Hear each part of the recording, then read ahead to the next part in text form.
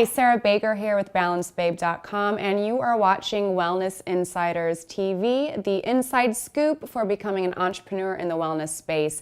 And I am sitting here with Ann Owen, co-founder of Owen and Alchemy. Now, if you are planning on starting your own business, whether it's a juice bar or a brick and mortar health food store, you will want to tune in. We're going to be talking about strategies for launching, what it takes to build a business like this, and so much more. So, Anne, thank you so much for being with us today. Thank you. I'm excited to be here. So tell us a little bit about Owen and Alchemy and what the mission is behind your brand. God, that's a big question. With Owen and Alchemy, we really set out to, I think, do something different with plant-based food. We wanted to do a plant-based food concept, but we wanted to do it our way, kind of do something that didn't exist before, not really play it safe, have fun with it, and bring it to a city where plant-based food isn't quite so common. Chicago's lacking. Right, meat and potatoes. Oh my goodness, yes. So when you were creating your brand and getting ready to launch, did you have any specific strategies in place that you used for your launch period that helped you kind of grow in that initial first growth point? Yeah, that's a good question. I mean, in the beginning, we were so delayed, and this is like a word of advice to anyone opening business in Chicago. We were so delayed. We went into it a little naively, thinking like food retail license would be easy. Juice, unpasteurized juice, bottled unpasteurized juice is very new to the city of Chicago. They didn't know what to do with it. Per their rules and regulations, it kind of wasn't allowed. So we dealt with a lot of that, and there was a struggle definitely leading up to opening. So we were about 7 months delayed. So in the beginning, it was just like, we just want to get our doors open, you know? But then, you know, opening day came, and there were some things that we did put in place. And one of those, which I think it worked out well for us, was we put together a community of, well, we called it our advisory council, and basically reached out to people within the city of Chicago that, like, all different industries, right? Some were musicians, some were artists, some were business owners, you know, not necessarily anything having to do with health or wellness, but people that we just really admired. And we reached out to them ahead of time saying, listen, we want to make you a part of our advisory council. We want like real, honest feedback from people we respect. So we had them in a couple times before we opened. They tasted some of the recipes. You know, they were privy to the store and that. And to be honest, and it created this really nice, like, sweet community of people who we've been able to do things with, you know, over the past 14 months. So I think that, you know, and then the word kind of spread very organically through their networks, which was nice. What you wanted. And they felt special, so then they wanted to spread the word. Yeah, and a lot of them were like, you know, also business owners, and I think they understood. You know, and we're excited for us. So you kind of brought in a group to test the juices on, and then they helped you grow in your initial launch phase by word of mouth. Yes. I think that's great. So when it comes to licensing, are there specific certifications you have to get if you're going to sell juices in a storefront versus just selling them online through a test kitchen? What is that process like? Yeah, it's, you know, again, we went into this like not knowing much. And so it was a learning experience. Big one. Okay. Yeah. I feel like a lot of entrepreneurs, what they do is they just take action and throw themselves into their project, and then you just learn and grow as you go along. Yeah, and you get knocked down, and then you kind of have to like crawl your way back up. Yeah, for us, you know, the major thing was, again, because it's so new for the city of Chicago, they liken it to when chefs first started doing sushi. And they were like, whoa, you can't serve raw fish. Like, that's a health hazard, you know? Yeah. And because our juice is raw and unpasteurized, I mean, that's like the point, right? So it's alive and it's living, and, you know, you're reaping all those benefits, but because it's unpasteurized, there is the chance that, you know, something can happen to it. So for them, you know, again, per their rules and regulations, we're not really allowed to do it. So at a retail level, yes, we can. Okay. We're making the juice in back. We can sell it directly to the consumer. That's completely allowed. What we didn't really plan for was and, you know, we had all these relationships with different local businesses like Soho House, the Thompson Hotel, Goddess and the Grocer, Museum of Contemporary Art and really great partners who wanted to help us sell our juice. And what we quickly realized is that unless we pasteurize, we can't sell them wholesale. And the difference between pasteurized and unpasteurized is the processing phase. What is that exactly? Yeah, and this is going to get, it's a little technical, but so our juice is cold pressed, meaning we don't use like fast spinning blades that heat up the produce as they juice it. So it's raw and straight from living produce. Yeah, so it's as undamaged as possible. So we use like hydraulic presses. They apply 2,000 pounds of pressure to the produce. And it's a slow process to get the juice out. So yes, the like enzymes, nutrients, they're all alive. So you're creating, and because you're like removing the fiber in that, it's super, super nutrient dense. And again, that's like the point. So your body can easily digest it and all of that. The traditional way of pasteurizing would be like milk is pasteurized, yes, or even like Tropicana juice. It's heated. So it's heated to, a certain amount of degrees that kills all the pathogens, all the bad things. But along with the bad things, it also kills the good things, right? Yeah. So there's that process. But people who do cold pressed juice, there's a process called HPP, high pressure processing. Or pasteurization, and basically it's applying a lot of pressure to the juice, and I forget like how many pounds per square inch or something, but that pressure, again, it kills the bad stuff, but it also kills the good stuff. You can still say, because it's cold and it's not heat, you can still say cold pressed juice, but it kind of defeats the purpose of the cold pressed juice, because you're still, you're damaging some of the living enzymes in there, but your shelf life is then like, it can be up to like 3 months. So it's way different, because our juice, we have like a 3-day shelf life. Well, that's because it's living and raw and the healthiest it can possibly be, Yeah. I would prefer to have unpasteurized, but I'm an avid juice drinker, so there's probably a lot like me too, and that's why you guys are just going to grow and grow. But when it comes to creating new juice lines and new formulations, what goes into creating a juice line? So what kind of process does it come from, like picking ingredients to figuring out what tastes good together? What is that all like? God, it's really, really fun. I'm lucky enough to have a chef partner, Chef Jared Van Camp. Okay. He's classically trained. He's studied under Paul Kahn at Blackbird. Wow. His palate, like I've never really worked this closely with a chef before. I don't come from like the food industry or anything. And his palate is unreal. So it'll start with, and my role is more of like I'm like the ultimate consumer, right? Like I've been juicing for years. Like I know what I like, I know what I don't like, I know what I want to see. I see what's out there, and I want to play around with it. So I'll be like, Jared, I want to do, how about a green, this is like in the very beginning, how about a green juice that's super balanced but like doesn't have any fruit? Right? Okay. But it is a little different than what's out there. Yeah. So he'll be like, well, what about kale, parsley, romaine, celery, ginger, and coconut? And he'll be like, let's try that. And I'm like, well, that sounds delicious. And then, we'll have a couple different iterations of it. Yeah. We'll taste it. We'll go back and forth a little bit. And then ultimately, like, he creates these, and I'm not just saying this because it's my business. I can say it's because it's Jared. It's Jared's work. He creates these, like, concoctions that are super balanced. So there's salinity, there's the right amount of acidity. You can taste, a lot of times, like especially with green juice, like one ingredient like kale will just like it's all you can taste. You know, it'll murder all the other flavors. Or celery can do that sometimes. So what Jared has been able to do, and I learned a lot about this also, and like tapped into that part of my brain where it's like, okay, take a sip of that and you can literally taste every single ingredient. So it's almost, and in that way, I find it even more satisfying because it's like a plate of food where you get a little bit of this, you get a little bit of that, and it, it's satiating for that reason. Yeah.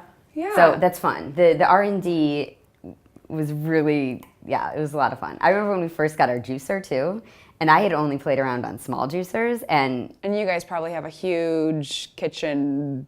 I don't even know what to call it. It's probably like the juicer. It's like, I remember when it got delivered, I'm like, that is a dinosaur. Like, it is, you're taller than me. It's taller than you. Oh my gosh, you could juice yourself in it. Yeah, you could. One of my partners would always joke. They're like, we're going to throw a pizza in there. You're not even going to know about it. I'm like, no, you're not. You could literally sabotage my business. throw anything in there, and it would juice it. But too funny. Yeah, so it was a fun process. So I would think that if you were to start a juice line, it would be a good idea to partner up with a chef or somebody that knows how to combine flavors. Yeah, and it would be awesome if I came from that world, and there are some people that own juice bars that come from that world, and that's great. This was really nice because I got to build a business I was really passionate about. Yes, I didn't have to go to culinary school, and I'd be able to learn as we build our business. Okay, so when it comes to building your business, what would you say are the most effective marketing strategies when it comes to bringing in new consumers? So we don't do any of the we don't go through any of the traditional marketing routes. Okay. We don't buy ads or, online or print or otherwise. For us, and this is what I really enjoy, a lot of it is collaboration. Okay. So reaching out to other like-minded brands, other entrepreneurs, a lot of female entrepreneurs, and in ways that sometimes you wouldn't think, like a friend who's a fashion designer and, she's got a new line and she wants to do a trunk show and we host it in the store on a Saturday. It's cross-pollinating. Her people come in, we get the exposure. She gets extra exposure from our customers. And I think even thinking out of the box with that too, one of our partners is the Museum of Contemporary Art, which That's a big partner to have. that was my dream come true, right? And Yeah. I remember when, we sat down with them for the first time and we were just setting up meetings, just being like, hey, will you talk to us? And they wanted to talk to us and they wanted to partner with us, and thinking, normally you wouldn't think a museum would have a official juice partner, but they were interested in, partnering with local businesses and, when they have their board meetings or they have some of their smaller events and we can be there and we can provide juice. And, they had, St. Vincent came into town, and when it was with the David Bowie exhibit, and she was speaking about how David Bowie, inspired her career and all of that, and they wanted to host a private dinner with her, and, they asked if they could use our space, which is, not traditional for a seated dinner, but Yeah. I was like, yo, Making it make work. it happen, Yeah. And so we got in a lot of the, Museum of Contemporary Art people in there, and St. Vincent and Annie Clark herself. And so I think it's just being okay with saying, hey, I have no idea how this might work, but let's sit down and brainstorm. And by supporting other people's businesses, I think it comes back. Yeah. So I think it's been very effective, but it's also for me, part of some of the most rewarding aspects of it. So to recap, you would say that forming strategic partnerships and collaborating on events or any sort of initiative with other businesses have been really effective for you on just brand awareness and marketing. Yeah, so you're not stuck in your own little box. You're, collaborating. I like that. I like that. And it's such a great thing in the wellness industry because you can collaborate with people. I just feel like people in the wellness industry have that high vibe where they're just welcoming and ready to rock and form good relationships. So that is a really valuable piece of advice. So as a co-founder of your company, what do you typically oversee when it comes to running that shop? What is that like? I think for me, my role is probably that sounds so lame though, it's the face of it. So I'm out there though, meeting with people and representing the brand, but I think also protecting it, right? So, I'm very personally tied to the brand. So protecting it, figuring out, and thinking about strategies. So how do we grow our business, but also protect the ethos and everything we want to kind of stand for and the soul of it. So or adding a new product line, does it work within the context of what we want to be and what we want to create? So there's that, I think, brand protector or whatever, protecting that, but also then managing the amazing team that we have on a day-to-day basis. What is that like? I mean, I love it. I used to manage a team. I used to run a magazine. I managed a killer team. And I realized that I really like working in that type of environment. During the couple years when we were busy building the business, it's very lonely and it's a lot of solo work. And I think that, to finally open the store and to work with a team that is that's really inspiring and who are really passionate about what we're doing. I love it because there's so much you can learn from them as well. So as long as it's like a true like back and forth and there's a lot of open communication. Yeah. I really enjoy and it. What would you say when it comes to managing a team? Because I know for a lot of business owners, once they get to that phase where they have to hire employees, it may be a little bit stressful trying to figure out how to communicate effectively and manage a group of people effectively. So what type of advice would you have for entrepreneurs that are looking to expand their team on being a good leader? Gosh, that's tough. I think so much of it, especially when you're a small business, is really putting the work in before you hire the people because they have to be okay with autonomy because you're not going to be that like CEO that's behind the desk all the time who's just like, come talk to me if you need me. You're running around doing your thing, and there's a lot of uncertainty, and people have to be able to manage their time on their own, right? And be hold themselves accountable because you don't have the time to micromanage them. So I think like for me, the people that have worked out the best are the people that I have that trust level with, where I'm like, we're not in an office. I don't know what you're doing all day. I know by the work that you present to me or the projects that you finish or what you get done. But there's so you are putting a lot of trust into the team. 100%. In something that you're so passionate about, but there's a huge level of trust there with these people. But you can't do it. I think it's also like realizing that you can't do everything by yourself. Yeah. And hiring is huge, and you have to let some of that stuff go, right? Yeah. And I think that for me, that's another thing that's probably been difficult, but you kind of learn by necessity, I guess. Yeah.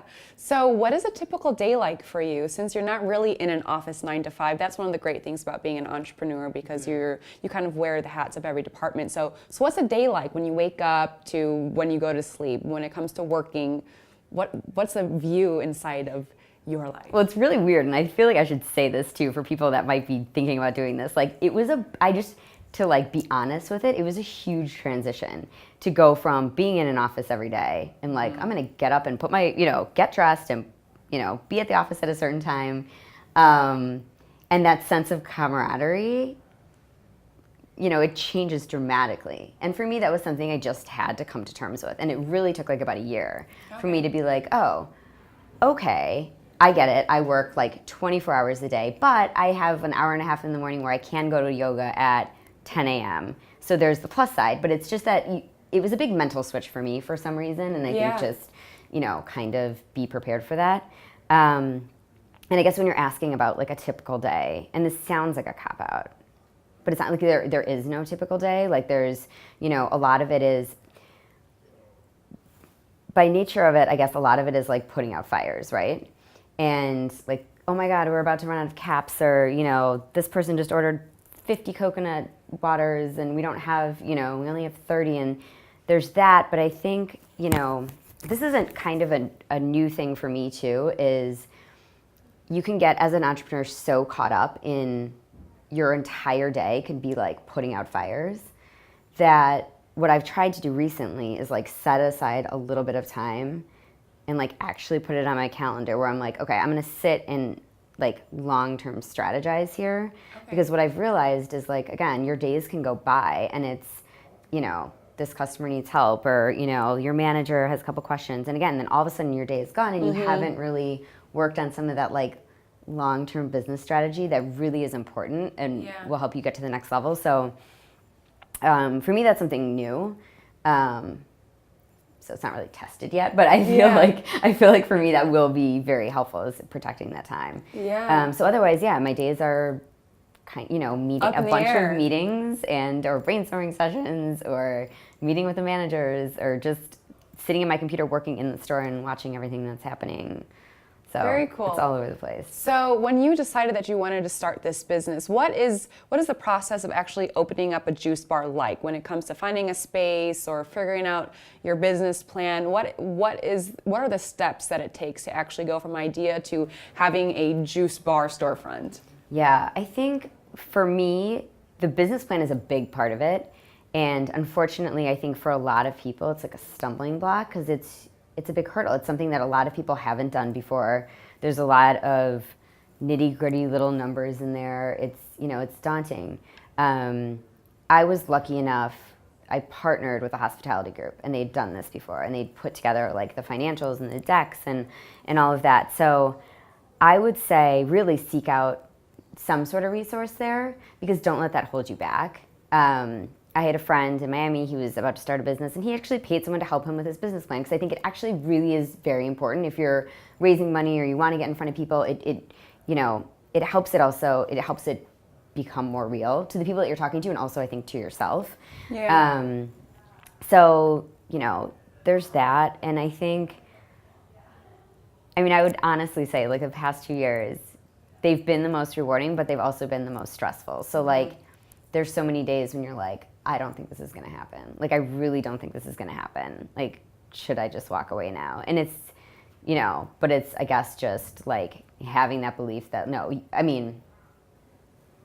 won't get done unless you get it done. So, like, you got to kind of keep going with it. Yeah, and entrepreneurs have those days a lot where they just feel like giving up, because one, it's taxing on your mental health and your stress, because there could be days where you're just literally sitting at your desk all day, just on your laptop, your eyes are burning, you haven't even changed out of your pajamas, and it's stressful, and you have to sacrifice a lot to be an entrepreneur. But when you see the reward, then you just need a little tiny spark of some sort of motivation to stick it through, and it's difficult, going through those days where you're saying, screw it, I want to give up. Right, and it's hard. It's a hard thing to admit. For me, I think, I didn't traditionally, my friend set or whatever didn't, traditionally include tons of entrepreneurs, but it's definitely switched more that way. And I would say that too, reach out and network with other entrepreneurs, because they're the only ones that, in a lot of cases, will just get it, Yeah. Yeah. So with that said, if there is one thing you can go back in time and tell yourself before you created this business to be mindful of, or to put more importance on before you started, what would that be? Again, this is sort of like a recent thing, but it's, you can use being an entrepreneur, so it's rough in a lot of ways, and it sucks away your time, and you feel like you're racing against the clock and you can't get everything done, and you can use it as an excuse to be like, there's no way I can see you. I can't see you for like 10 more months. Like, don't even try to talk to me. But I think that at the end of the day, like, some of those personal relationships, like, that's what matters. So I think as busy or as stressed as you are, just still managing to fit that in, and maybe it sounds a little cliche, but I know from my experience, like, there's weeks where, no, I didn't see anyone, or I didn't see my niece, or I didn't see, but it's like, okay, but no one else is going to fit that in for you. So you have to find little windows of time for that. And it also, you walk away from it and you're like, oh, that was really good for my soul, and I actually feel like now I could be much better at my job, or much more focused and all that. So I think that, although in the moment maybe it feels counterproductive, I think really, like, consciously trying to find that balance, and that's what you're all about. It's much easier, like, said than done, but, like, fight for it, because no one else is going to do it. You feel like you're fighting for your business, but you've also kind of just got to fight for those personal relationships and connections and time with those people that It's time will make management. it worth it. Yeah. Trying to figure out when exactly you can fit in time for you, when you're just so passionate about what you're doing. And when you're an entrepreneur, it's like your to-do list never ends. There's always something more that you can do. Right. You could just work on and on and on. So there's no like, oh, the office is closed, I need to go home. Like, so you know, the hours never inevitably, end. Right. You're like, well, if I'm not doing anything else, I better be working on my business. And you have other people's money tied up, your own money. You have, all these things that make you be like, that's the only thing I can do. But that, again, is not healthy, and you're not going to get your best. You're not going to be, putting your best foot forward, or, yeah. So what's next? What is a big goal that you are looking to accomplish? What's next for Owen and Alchemy? God. I mean, really just to grow. Right now, we're currently fundraising for a couple new stores. I'm really excited about that, to have a couple more locations in Chicago. And to have fun with it, different neighborhoods. You can kind of create a different vibe within the store. Yeah. Work some different design elements. Like Yeah. Logan Square is our first store. It's very like trendy and young and edgy. And I think then we're looking at West Loop. It's a little more sophisticated, a little bit more grown up. Like we can have a lot of fun with that. You can be creative. Yeah, and then to just have that opportunity again to have like a blank slate and be like, oh, how do we take this little brand and put it into that space? I'm really excited about that. And then we're working on national shipping, which is exciting too, so that we can send juice to people all over the country. So that'd be huge. Yeah, I'm excited about that too. So. Yeah, that would be an awesome goal to accomplish for 2016. Yes. Awesome. Yeah, if I get both those done, then we're good. Yeah, girl. Well, Anne, thank you so much for joining us. And if you guys want to learn more about Owen and Alchemy, how can we figure out where to order? Yeah, check out our website. We have a new website coming up within the week, hopefully. Ooh. So it's owenandalchemy.com, or you can check out our Instagram, where we have a lot of updates on a daily basis, and that's Owen Alchemy. Great. Well, thanks for tuning in, guys.